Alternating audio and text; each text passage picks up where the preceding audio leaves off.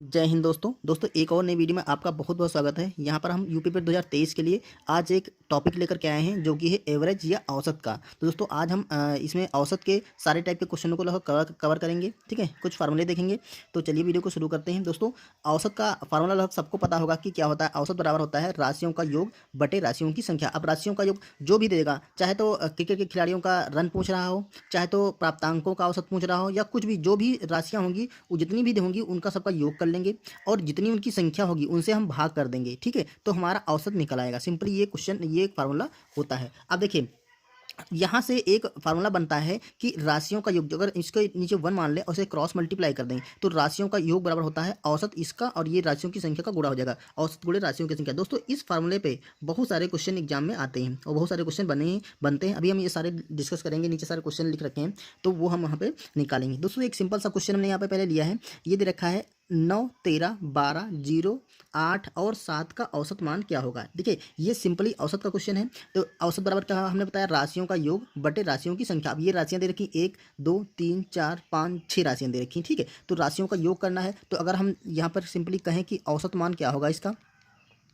औसत बराबर क्या होगा, तो यहाँ पर राशियों का मतलब 9 प्लस 13 प्लस 12 प्लस 0 प्लस 8 और प्लस 7, ये राशियों का योग हो गया बटे राशियों की संख्या। अब संख्या कितनी थी हमने गिना था, 1, 2, 3, 4, 5, 6। राशियों की संख्या क्या है, 6 है। ठीक है, अब इसका मान क्या हो जाएगा, इनको जोड़ लीजिए। तो इनको जोड़ेंगे तो देखिए ये हो जाएगा 12 और 8 20 और 20 और देखिए 13 है और 7 जोड़ेंगे तो 20 और 13 7 ये हो जाएगा 20, तो 20 20 40 हो जाएगा। 40 9 आपका हो जाएगा 49, 49 बटा 6।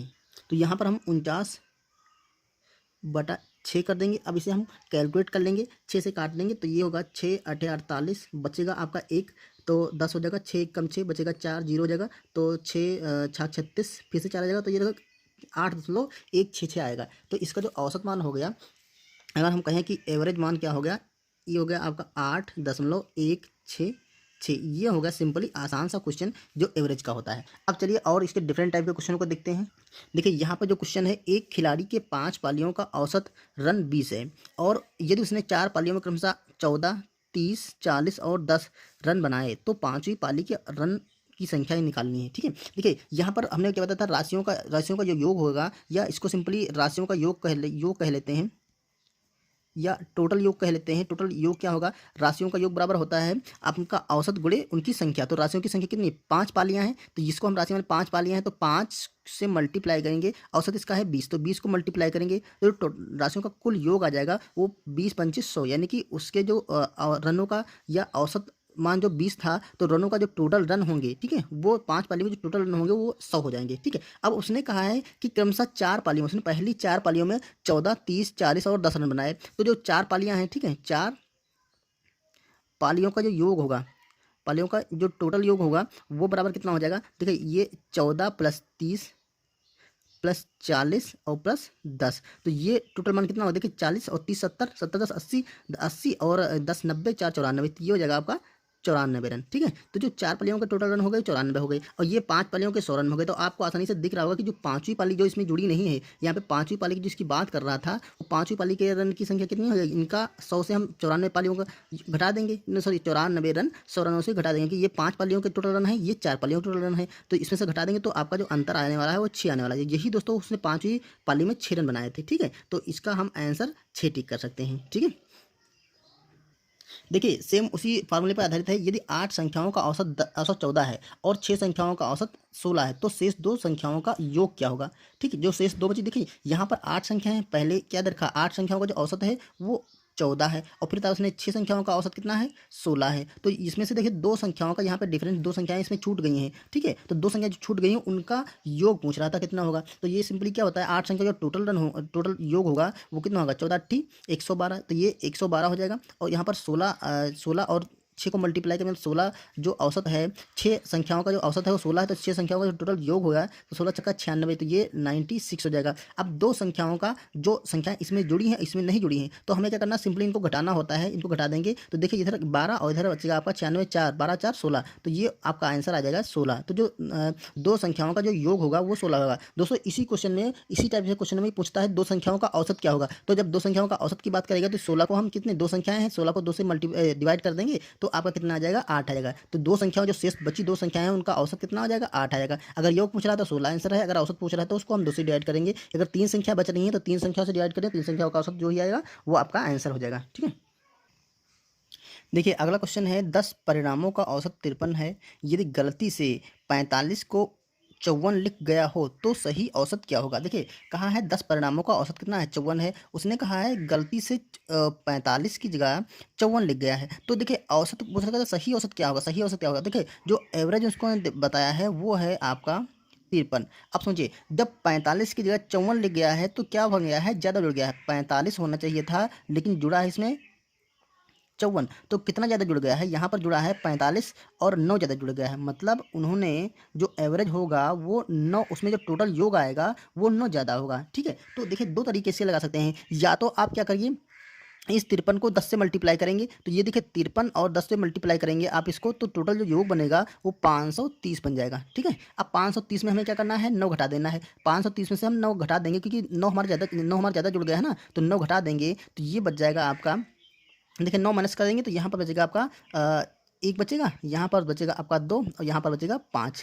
अब औसत निकालेंगे तो 10 से फिर से डिवाइड करेंगे तो ये देखिए पॉइंट यहाँ लग जाएगा, तो जो औसत आएगा वो 52.1, ये सही औसत होगा। तो एक तो तरीका ये है कि आप टोटल रनों का टोटल जो भी परिणाम है उनका टोटल योग कर लीजिए। ठीक है, उसमें से 9 घटा देंगे क्योंकि 9 ज़्यादा लिख गया है ना, तो 9 घटा देंगे फिर औसत निकाल लेंगे तो आपका आंसर आ जाएगा। दूसरा तरीका ये है कि आप आसानी से, देखिए 53 जो औसत है, 53 औसत है, उसमें 9 ज़्यादा जुड़ गया होगा। तो देखिए 9 को हम सबसे पहले डिवाइड कर लेंगे 10 से, क्योंकि 9 ज़्यादा जुड़ा है ना, तो हर एक परिणाम में ज़्यादा जुड़ा है एक। देखिए इसका जब औसत निकालेंगे तो ये पॉइंट हटाएंगे तो ये पॉइंट इतना हो जाएगा। तो इसमें से हम क्या करेंगे, पॉइंट 9 घटा देंगे। जैसे ही पॉइंट 9 घटाएंगे तो 10 से 9 जाएगा तो आपका बचेगा 1।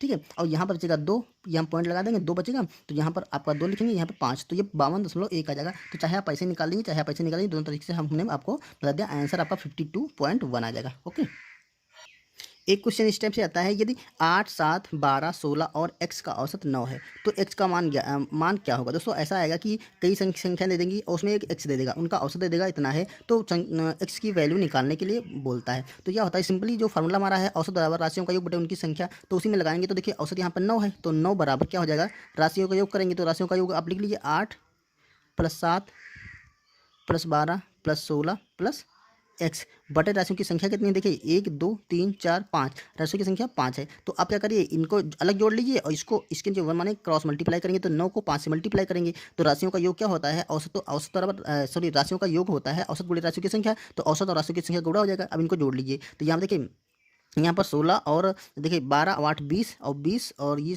20 10 30 और 6 36, 36 और 7 43, तो ये हो जाएगा 43 + x बराबर यहाँ पर 5 और 9 की मल्टीप्लाई करेंगे, 5 9 45 आपका हो जाएगा। ठीक है, यहाँ पे 45 हो गया। अब x का मान निकालना है तो ये 45 - 43, तो ये हो जाएगा आपका 2। ठीक है, तो आपका जो x की वैल्यू है यहाँ पर वो 2 आएगी। ठीक है, जब 2 वैल्यू फिक्स करेंगे तो जिसका जो औसत आएगा वो 9 निकल आएगा। ओके, चलिए अगला क्वेश्चन करते हैं। यहाँ देखा, अगर दोस्तों अगर कभी भी आपसे पूछा जाए क्रमागत संख्या है, ठीक है, ये क्रमागत संख्या वाला है तो ये बहुत ही आसान होता है, बस सिंपली आपको समझ लेना है। देखिए यदि 5 क्रमागत विषम संख्याओं का औसत 13 है। अब देखिए विषम संख्याएं, थोड़ा ध्यान रखना है कि आपको कितनी संख्याएं हैं। अगर संख्याओं की संख्या क्या है, सम है या विषम है। अगर विषम है तो जो औसत होगा, मान लो 5 संख्या है तो 1, 2, 3, 4, 5 ऐसे बना लीजिए, 6, 7 जितनी भी आप ऐसे बना लीजिए। अब जो औसत होगा, जो औसत उनका दे रखा होगा, उन्हीं में से वो बीच की संख्या होगी। ठीक है, तो बीच की संख्या यहाँ पे क्या आएगी, यहाँ पे बीच की संख्या आपकी 13 आ जाएगी। ठीक है, बीच की संख्या 13 आ गई तो ये औसत है, ये 13 हो गया, यानी कि जो तीसरी संख्या है वो 13 है। तो अगली संख्या क्या होगी, क्योंकि विषम संख्या है तो ये अगली संख्या क्या, 13 से बाद 15 आएगी, फिर 15 के बाद 17 आएगी, और यहाँ पर इससे पहले आपकी आ जाएगी, आपकी 11 आ जाएगी, और उसके पहले आपकी 9 आ जाएगी। तो सबसे छोटी संख्या पूछ रहा था तो आपका आंसर क्या हो गया, 9 होगा। यही आपका आंसर हो गया। सिंपल सा आपको क्वेश्चन का आंसर निकाल लेना है। अब ध्यान दीजिए,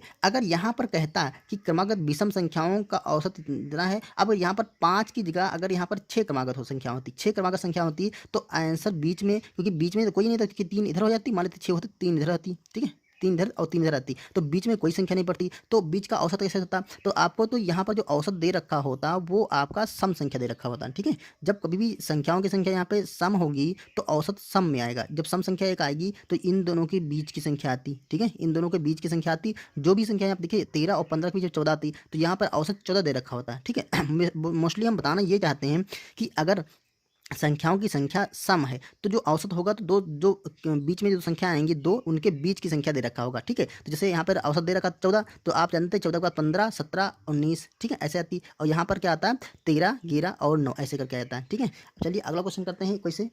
देखिए सेम वही रूल विषम सम संख्याओं के लिए होता है। देखिए यहाँ पर कह रहा है 6 क्रमागत सम संख्याओं का औसत 19 है। देखिए यहाँ पर संख्याओं की संख्या क्या है, सम है, और यहाँ पर जो औसत है वो एक विषम संख्या है। अगर संख्याओं की संख्या विषम होगी, ठीक है, तो औसत आपका विषम ही आएगा। अगर संख्याओं की संख्या सम होगी, तो अगर देखिए अगर सम संख्याएं हैं तो उनका औसत विषम आएगा, अगर विषम संख्या है तो उनका औसत सम आएगा, जब यहाँ का संख्याओं की संख्या सम होगी। ठीक है, यहाँ पे 6 हैं तो अब संख्याओं का औसत क्या है, विषम संख्या, एक विषम संख्या है, तो देखिए 6 का यहाँ 1, 2, 3, 4, 5, 6 ये संख्याएं हो गई। अब देखो उन्होंने कहा है कि औसत उनका 19 है, तो जब सम संख्याएं हैं तो औसत विषम क्यों है, विषम इसलिए है क्योंकि देखिए ये इसमें बीच में कोई संख्या पड़ेगी ही नहीं, 3 इधर कर लेंगे 3 इधर कर लेंगे, तो यहाँ पर बीच में करेगी 19। ठीक है, जब बीच में 19 पड़ेगी तो इसके बाद सम संख्या कौन सी पड़ेगी आपकी, 20 हो जाएगी और 22 हो जाएगी और 24 हो जाएगी। यहाँ पर आपकी आ जाएगी 18, एक 16 और फिर आपकी आएगी 14, ये संख्याएं आपकी हो जाएंगी। तो अब उसने क्या पूछा था, उसने सबसे बड़ी संख्या पूछा था, तो सबसे बड़ी आपकी संख्या क्या हो जाएगी 24,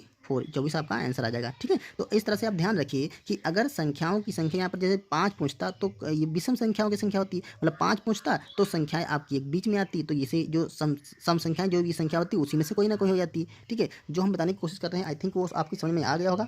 तो दोस्तों ये थे एवरेज के क्वेश्चन, और हमने जिस तरह समझाने की कोशिश की, उम्मीद है आपको समझ में आ गया होगा। अगर दोस्तों समझ में आया और वीडियो पसंद आए तो लाइक करिए, चैनल पर नए तो सब्सक्राइब करिए। ठीक है, मिलते हैं नेक्स्ट वीडियो में किसी नेक्स्ट टॉपिक के साथ, तब तक के लिए थैंक यू।